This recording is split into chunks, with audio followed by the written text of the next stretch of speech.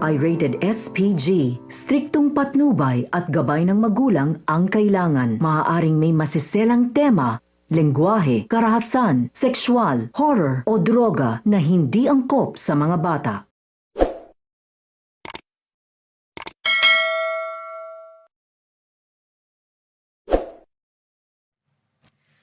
Bonggang-bongga nga ang ibinigay ng management ng Astra M sa birthday ni Jenny. Nag-message nga ang kanyang mga kaibigan at ang kasamahan sa Yumi. At nag-message din itong si Megan. Sinabihan niya si Jenny na wag na umano siya maghanap ng ibang pamilya dahil nasa kanya na umano ang lahat. Ang huling magbibigay ng message sa kanya ay ang kanyang mga magulang. Nag-message sa kanya ang kanyang nanay Menzi na nandyan lang umano siya ng kanyang papsi. Sinabihan ni Perez si Jenny na kakantahin niya lang umano ang kanyang sasabihin sa kanya. Subalit, uminterrupt itong si Chika Nini na ikaw na nga ang kakantahin nila.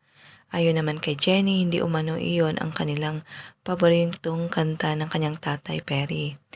Pero ayon kay Chika Nini, yung totoo niya umanong tatay, si Deo Halari, kaya mapapahiya nga itong si Perry.